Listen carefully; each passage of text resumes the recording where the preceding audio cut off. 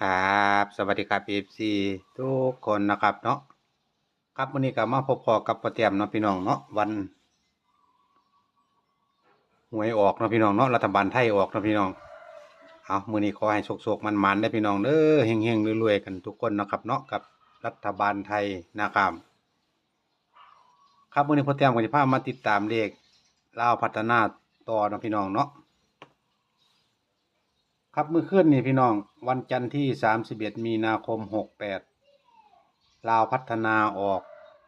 556647 556647พี่น้อง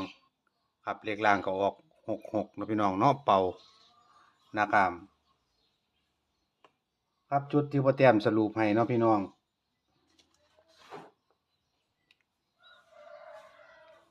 ครับมันเด่น3 ตัวน้ำกันพี่น้องมี3มี4มี9นะครับคะแนนเทอกันก็ปรากฏว่ามา4เนาะพี่น้องเนาะ3บ่มาครับมา4ครับ4 7 7บ่มีแต่บ่มีคะแนนเลยพี่น้องมานะครับ4 7 4766นะครับเนาะครับถือว่ามาตัวหนึ่งเนาะพี่น้องเนาะสายบิ่งสายรูดนะครับพอเตรียมเพิ่นสิพามาเบิ่งของพอเตรียมเบิ่งสูตรอีกเนาะพี่น้องเนาะสูตรเข้าได้พี่น้องเด้อเข้าอยู่สูตรแต่ว่าพอเตรียมจับคู่บ่เข้าจับคู่หลุดนะครับเดี๋ยวเบิ่งสูตรนำกันเนาะครับเนาะ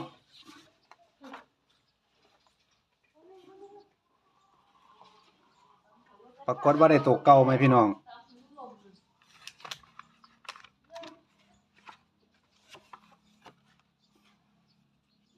นี่พี่น้องที่พอเตรียมเอาให้เบิ่งเนาะครับเนาะเดินดีไหมสูตรนี่พี่น้อง2กับ4ก็มา4งวดนี้ก็ได้ตัวเก่าพี่น้อง2กับ4นะครับแต่พอเตรียมเพิ่นสิฟันเน้นๆให้เด้อพี่น้องงวดนี้เพราะว่ารู้สึกว่า4นี่จะส้นหลายสูตรนะครับเพราะว่าสังเกตเบิ่งมันสิมาคือ6นี่มาหลายงวดแล้วเด้6นี่พี่น้องถ้าจำบ่ผิด2-3งวดแล้ว6นี่นะครับเสียดายของพ่อแต้มเนาะครับเนาะปกติพ่อแต้มบ่เคยจับเลขจังซี่เด้พี่น้องเนี่ยปกติแล้วพ่อแต้มนี่6 7 8จังซี่ก็สิมา4 6 4 7 4 8ไปอันนี้ก็ลองจับเบิ่งว่ามันสิมาบ่นะครับได้แค่4 9 4 0 4 1พี่น้อง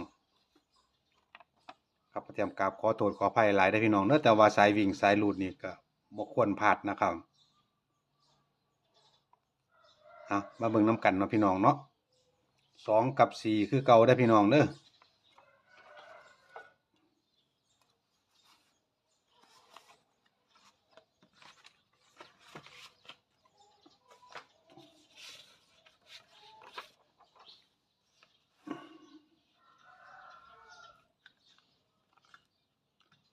วันพุธมื้อนี้ที่1เนาะพี่น้องเนาะโอ้เดี๋ยวพ่อแต้มเบิ่งปฏิทินจังเบิดก่อน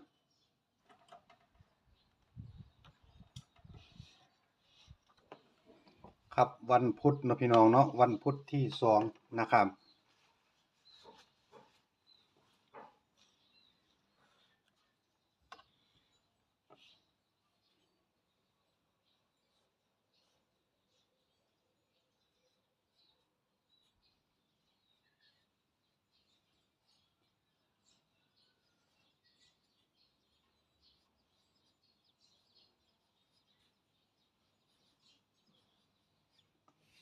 ครับถือว่าเป็นงวดแรกของเดือนเมษายนเนาะพี่น้องเนาะ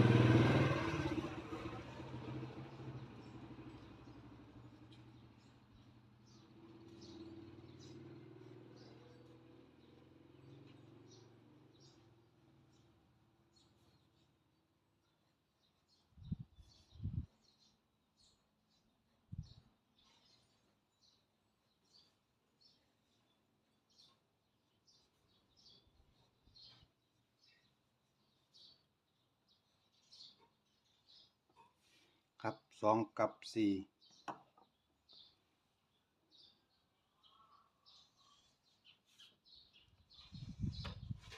เน้นไปเลยพี่น้อง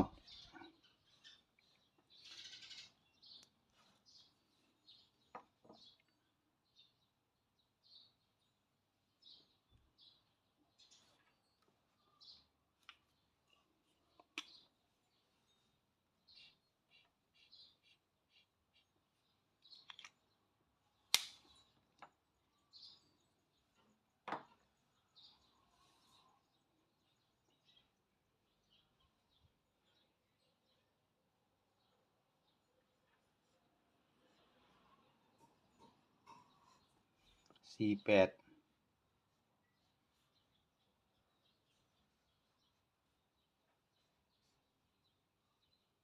อ๋อ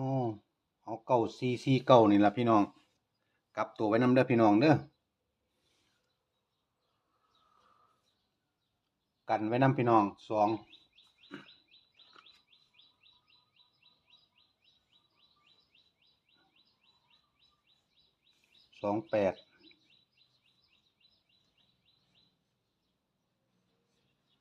29นะครับ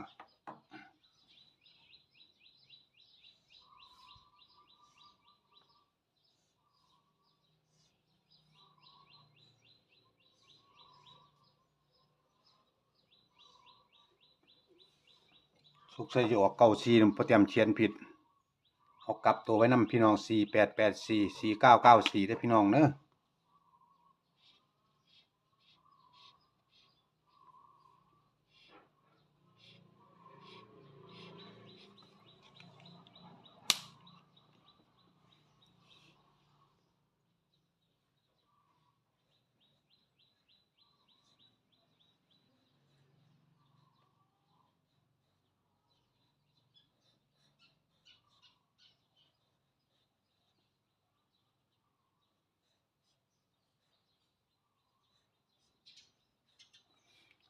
ครับกันเบิ้ล44พี่น้อง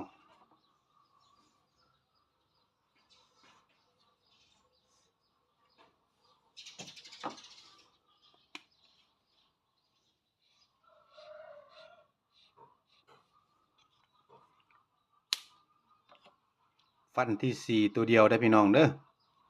เอาสายวิ่งสายหลุดพี่น้องนะครับผิดพลาดประการใดพอเตรียมกราบขอโทษขออภัยได้อพี่น้องเด้อชอบก็จัดขัดก็ผ่านเนาะพี่น้องเนาะครับตัวเลขเป็นแค่แนวทางนะครับเอาฉะนั้นแล้วพอเตรียมขออวยพรคอยเขาขอให้ปังๆครับพี่น้อง14ก็จะได้สุขๆมันๆกันเนาะพี่น้องเนาะ